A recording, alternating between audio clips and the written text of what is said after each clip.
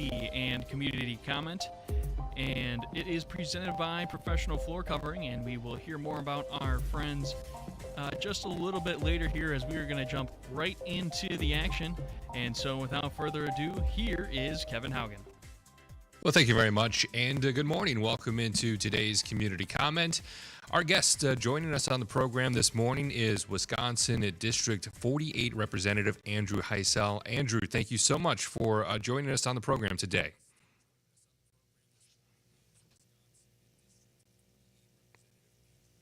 And I don't think I can hear Andrew on the phone. Are you there, Andrew? Oh, okay, I fixed it now. Should be all set. All right. So I will reintroduce our guest here on our Community Comment, Wisconsin District 48 Representative Andrew Hysell. Andrew, it's good to have you on the program this morning.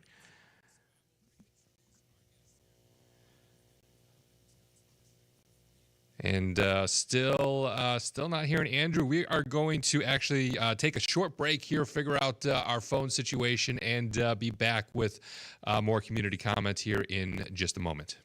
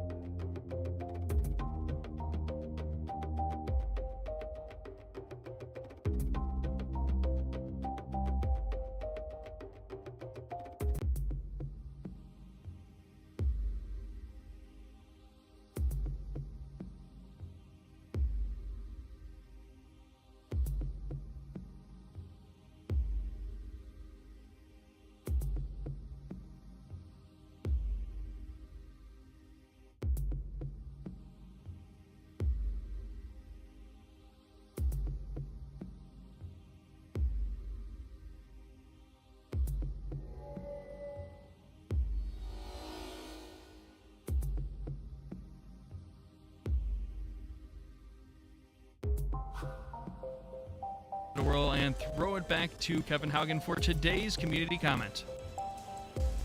Well, thank you very much, and welcome back into Community Comment. Hopefully this time we'll be able to hear from our guest today, who is Wisconsin District 48 Representative Andrew Hysell. Andrew, are you there?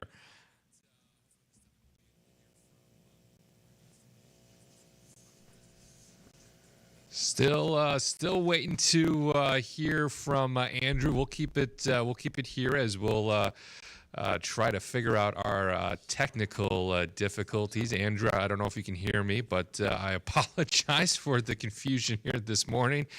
As again, we work to figure out how to get the representative on the phone here this morning and to discuss a lot of important topics. One of which will be the budget that is coming up here. And Andrew, are you there on the phone with us? All right, we have to call back our guest here on Community Comment. I believe we'll still keep it here as we wait to hear from our guest again, which is Wisconsin District 48 Representative Andrew Hysell. Will be joining us here hopefully momentarily on Community Comment this morning. Again, I mentioned we'll be discussing the budget talks hopefully here as that is coming down to the wire. The fiscal year is set to begin in just a couple of days, so that is an important topic we'll hopefully discuss, as well as some important packages that have worked their way through the assembly here in the last couple of days. One of them called the Protect Wisconsinites package. Andrew Hysell will dive into that, and we'll also discuss a gun package called Safe Summer Package here on Community Comment this morning with our guest, again, Andrew Hysell, hopefully joining us here in just a couple of minutes on Community Comment. Still waiting on word from our producer, Jake, whether or not we have our guest on the phone here. And we do have him now, if you want to go ahead and intro him. All right, thank you very much, Jake, and welcome back into our, we've been on Community Comment, but this time finally joined by our guest here on the program this morning, Wisconsin District 48 Representative Andrew Hysell. Andrew, I apologize for our technical difficulties this morning. Thank you for sticking with us, and welcome to Community Comment this morning. Thank you so much for your time. Hey, thanks, Kevin. All right, and Andrew, I want to kick off things right away, discussing the budget here. There's been a lot of news here making the headlines here with the fiscal year coming to a close here just in a couple of days, and the new fiscal year taking place here. Budget talks have, last week there was news that budget talks have essentially broken down between the Joint Finance Committee and the governor, and also the Senate being a part of that as well. But as we sit here today, just a few days away from the fiscal year coming to a close, Representative, what can you fill us in about where the budget talks are? Yeah, where the budget talks are basically is it's a breakdown, obviously, between the legislature and the governor, but the real breakdown is within the Republican caucus themselves. I believe the Assembly Republicans are interested in having some sort of a budget deal, while there's in the state Senate, the Republican caucus is fractured and they're unable to bring together their entire caucus to support consensus budget. Yeah, so there's been some disagreements here between both parties. The GOP side is looking at tax cuts. The governor wants increasing funds to child care. Representative, is there a way that both sides can come together and figure out a way forward that a budget can be signed into law here in the next couple of days? I would say the answer is absolutely. If we look at the history of our state, biennium after biennium, Republicans and Democrats have come together and found a solution, found a compromise, and worked together to get things done. So it's absolutely possible. But it's not possible when the Republicans are essentially being held hostage by some of their more extreme members who don't want to pass a budget. They don't want to allocate any resources to support the services that people in the state need, and therefore we are stuck. Yeah, and Representative, I want to dive in a little bit here in just a moment and talk about your, because education funding is something that you're passionate about, and I want to discuss that more here. But are you able to provide some insights for us and our listeners and viewers today?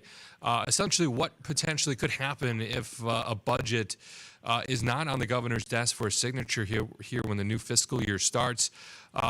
Unlike the federal government, there is not any sort of concerns of shutdowns. There, things can still move forward. But what, if worse comes to worse and a budget is not passed, what will happen then when the new fiscal year begins? Yeah, what happens, you're correct. There's a difference between the Wisconsin state budget and the federal budget. If there is no new budget, then we revert back to the original budget from 2 years back.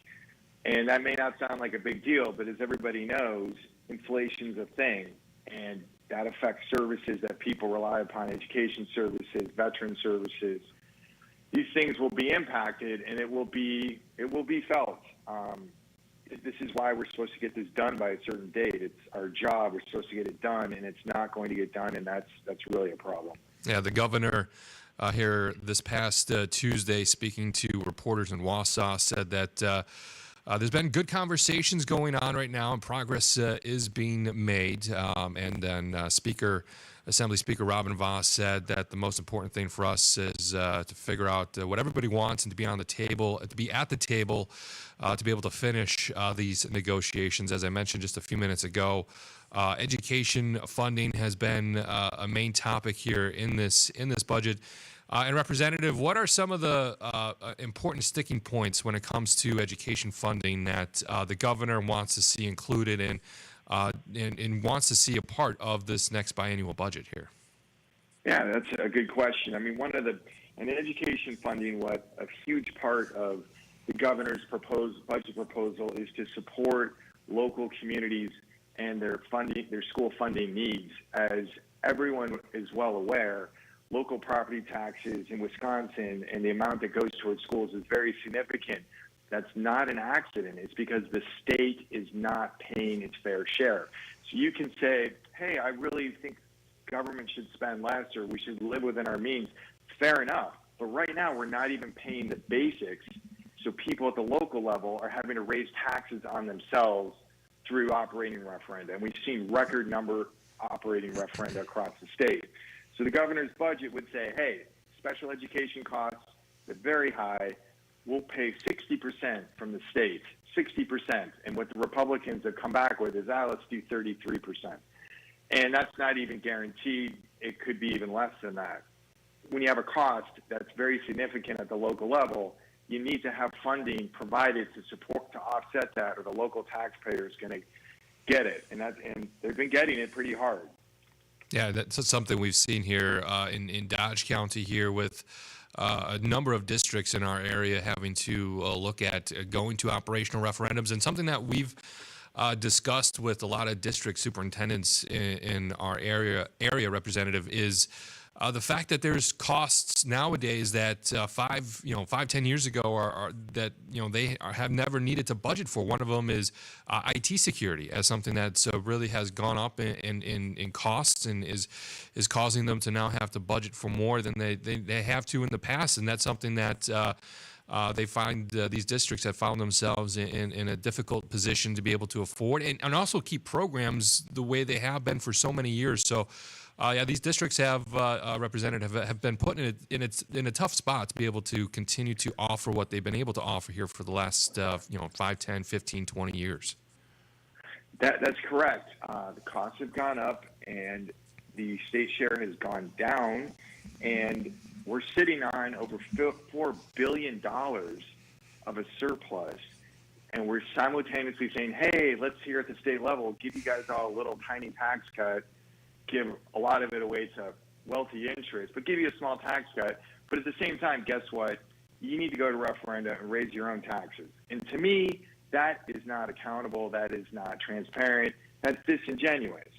We need to do our fair share, step up, fund the localities so they can pay these bills, and stop trying to use this money for our own political purposes, which is what I really honestly feel like a lot of these tax cuts, income tax cuts they're proposing that are geared towards higher income earners. It's just not the way to run stuff. Right, and again, our guest here on Community Comment this morning is Wisconsin Representative Andrew Hysell. Representative, when it comes to budget talks and getting across the finish line, is there anything else that you would like to share or note that the Senate and the legislature and the governor have to work through to be able to get this across the finish line? I mean, I really think it comes down to the Republicans. They have to come together and they have to agree that it's more important to support the state of Wisconsin and continue the state of Wisconsin's operation over any kind of political agenda that one or more of them may have. This is the way it works. Like, we're here, state comes first, country comes first, party comes second. So I really would urge the Republicans to come together and figure out how to work collaboratively, because it just hurts us as a country and a state when they don't. The fiscal year coming to a close here in just a couple of days. By law, the state is required to pass a biennial budget by June 30th. But as we talked about, if it does not happen, the state funding will continue at level set at the previous budget, so operations and services can still move forward, but still an important piece to get done here in the next couple of days as legislatures and the government works to get this budget across the finish line. Our guest here on the Community Comment this morning, again, is Wisconsin District 48 Representative Andrew Hysell. We have to take a short break here for local news. We'll be back with more Community Comment after this. This is Ed Schellen.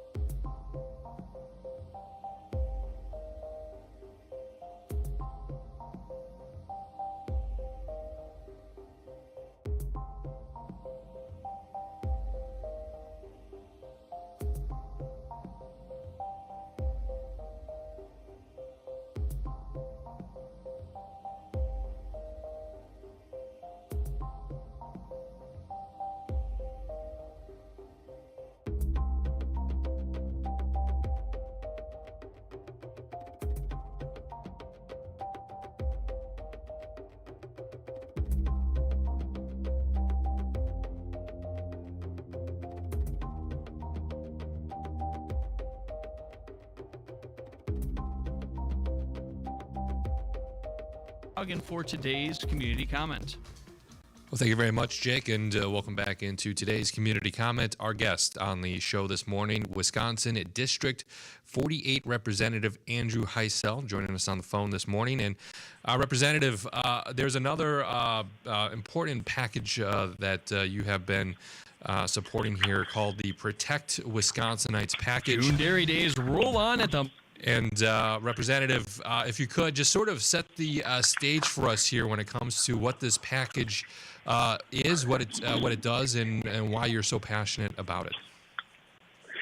Yeah, absolutely. So this is something I'm really proud of. This is the Assembly Democrats. We have stepped up to stand against the illegal and unconstitutional activity that's been coming out of Washington, D.C. One of the things that we've been dealing with, I've talked about in your show, Kevin, there's been this issue where laws constitutionally enacted putting funds into different programs, monies that we've already sent to D.C. and they're supposed to send them back for things like health care, veterans benefits, et cetera, have been just frozen. And that's unconstitutional. It's unconstitutional based on the way that we pass laws. We don't have a king. We have a Congress, and if they pass a law and the president signs it, then it's constitutional, then it has to be followed. That's the law, and that's how that's different than having a king. What's going on is they're unconstitutionally freezing funds, and so we've introduced a couple bills to stand against that, to do what we can in Wisconsin to make sure that we can take funds make sure that we can take action to preserve funds that have been allocated to our state. We also protecting data privacy from governmental overreach. That's another concern citizens here have. And then finally, I personally authored a bill to allow individual citizens, if their constitutional rights are violated by people acting under the color of law, they can bring suit themselves as an individual in a Wisconsin circuit court. Yeah, and Representative, you've stated that the state sends annually from the state of Wisconsin $69 billion to the federal government, and we approximately get back $28 billion for every biennium in direct grant programs. And Representative, this is something that you've heard about from local nonprofits and groups in the area that really do rely on these sorts of funds to be able to operate and do what they do in the communities that they serve. Yes, we have a third. So in the 48th Assembly District, which includes parts of Dodge, a third of the kids get their health care through Medicaid. Freezing these funds, cutting these funds unconstitutionally would hurt people that I represent. I have talked to nonprofits. There's a Prairie Music that gets a small little grant from the National Education Endowment of Arts, a $10,000 grant. They spent it providing programs to kids, teaching them music and art and things like that. They spent the $10,000, and then the NEA just said, yeah, we're not going to pay you back. We know we gave you the grant award, and it was a legal grant award. It was authorized by law, but now we're not going to pay you. Unfortunately, some private donors stepped in to fill the gap. But this is just an example of how these things you hear about happening in Washington, D.C. are affecting us here in Wisconsin. And it is incumbent upon the state leaders, and I wish the Republicans would join us, to stand against this sort of behavior, because it's not right, and it's hurting people here at home. It's been reported that Democrats say they have support from their own party leaders and consulted as well with the state attorney general about the legality of the moves here. But Representative, obviously there's two sides to this. When it comes to these bills, what is your opinion, or what do you foresee happening with the Republican-controlled legislature, whether or not these bills can be able to get through there?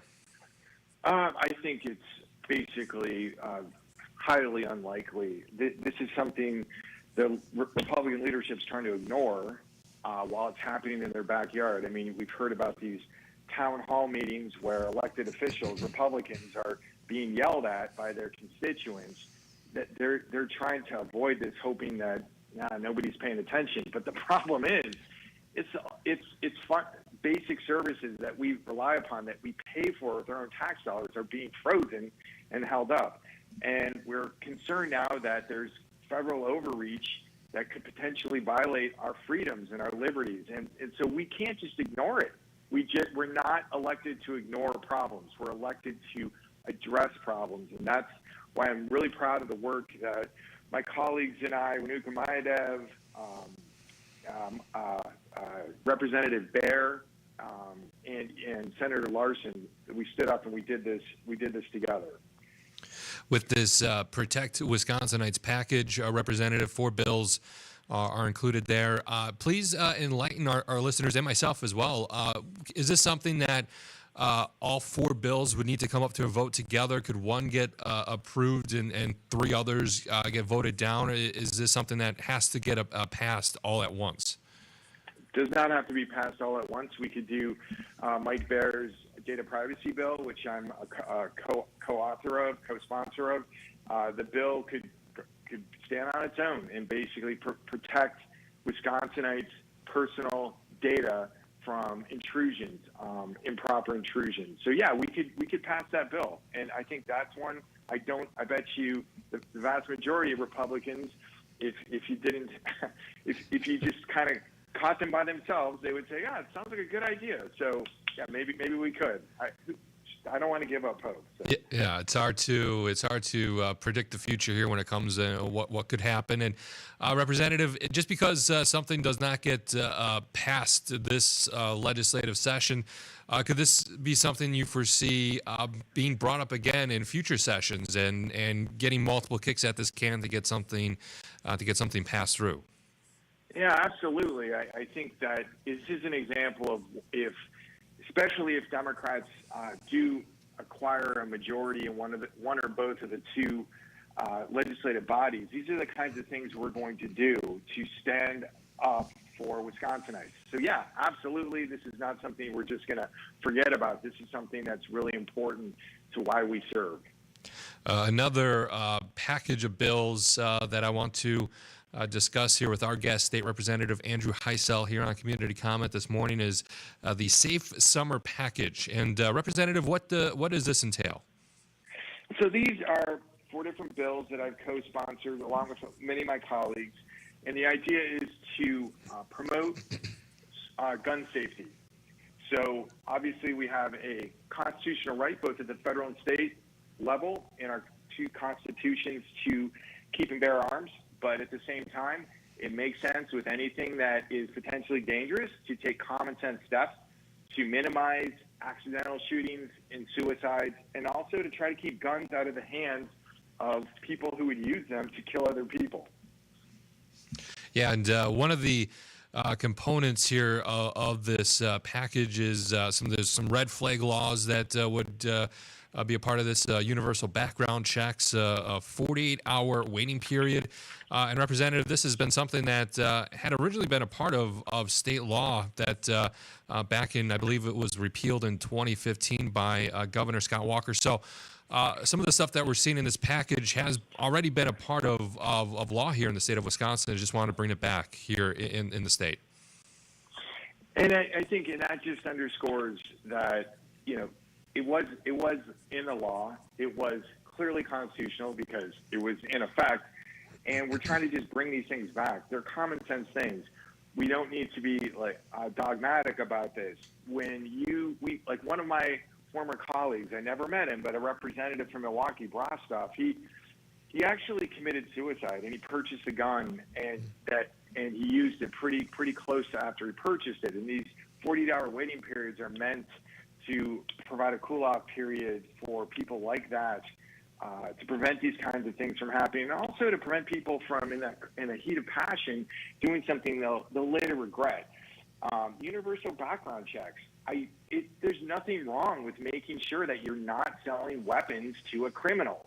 That is common sense. That has nothing to do with anything other than trying to protect law-abiding citizens. And in terms of a red flag law, if somebody is being threatened, let's say a jealous ex-boyfriend is threatening to kill a woman because she doesn't want to date him anymore, and we're not going to allow the authorities to just flag him, it doesn't mean they're going to prevent him from purchasing a firearm, but just at least give the woman a chance not to be shot.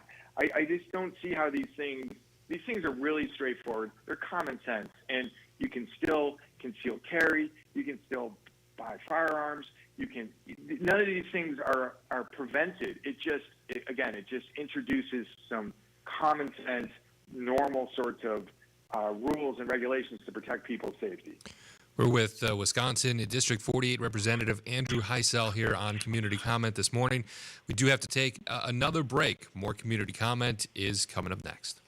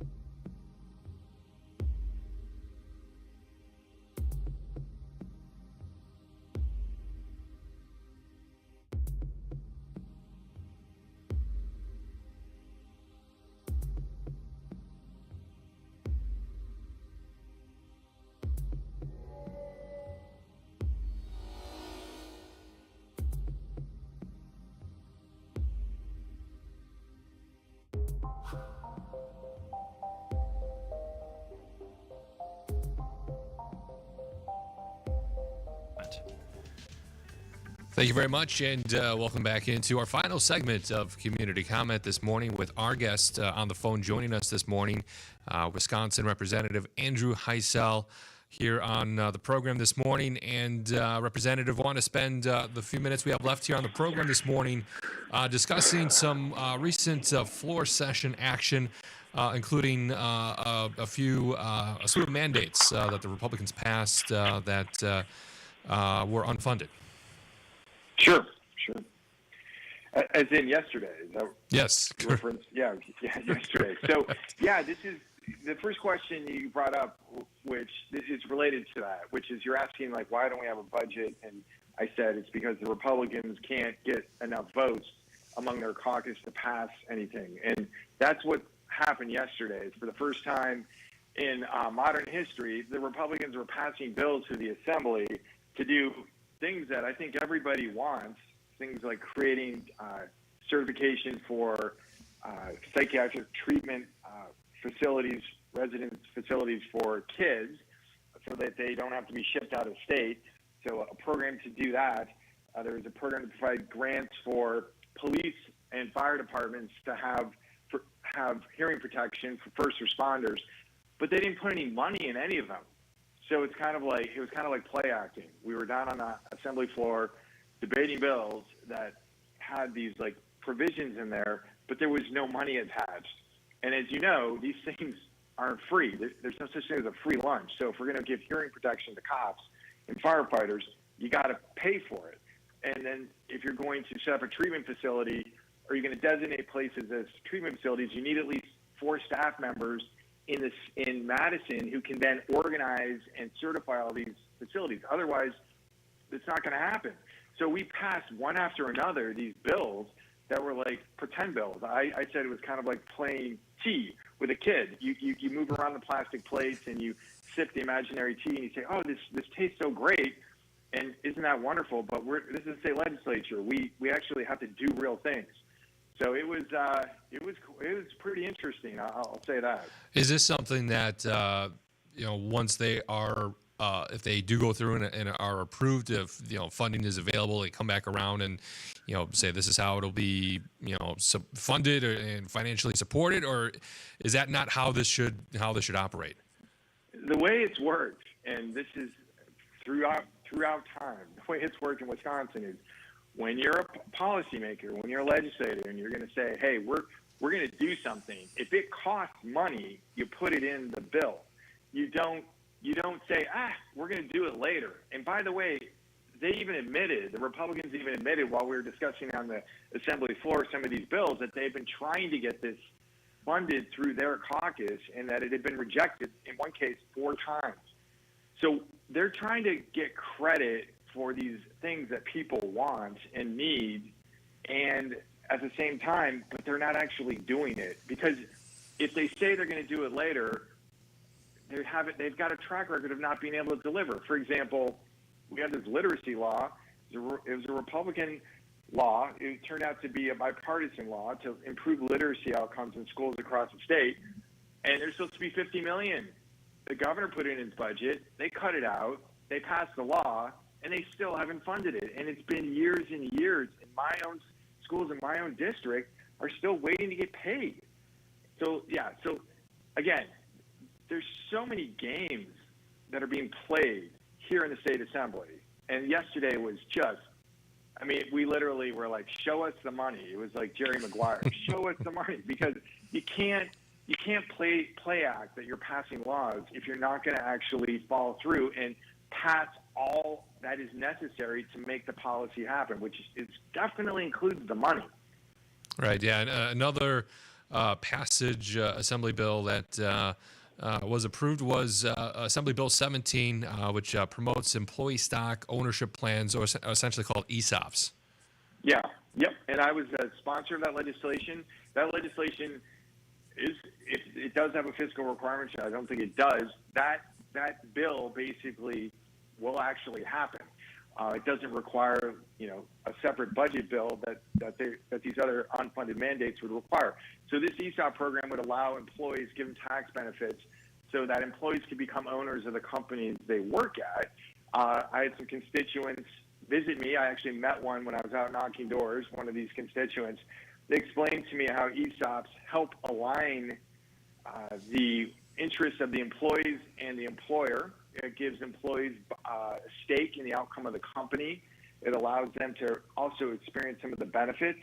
And so some of these tax changes to help promote those made a lot of sense. And so I was happy to co-sponsor the bill and really happy that it passed. Great. Now, Representative, just a few minutes left here on community comment today. With this Assembly Bill 17, can you just briefly walk us through the next steps? Is this something that needs to go through the Senate as well and then get the governor's signature? What's next, or is it ready to be now passed into law? Yeah, so it's an Assembly bill. So it's next going to head over to the Senate. It would get passed by the Senate. It would then head to the governor for his signature, and I don't see why. I can't predict what he'll do, but I don't see why he wouldn't sign it. Is that hoping? Do you see that hoping to get done here in this current session, or is that something that'll take several months to get hammered out? I think it'll be get done in this session. Fantastic. Well, I want to thank again our guest here on Community Comment this morning, Representative District 48 Representative Andrew Hysell. Representative, thank you again for hanging out with us here on the Community Comment program and bearing with us through our technical difficulties at the start of the show. I apologize again. Apologize again for that, but thank you again so much for your time today. Hey, thanks, Kevin. And that will do it for today's Community Comment.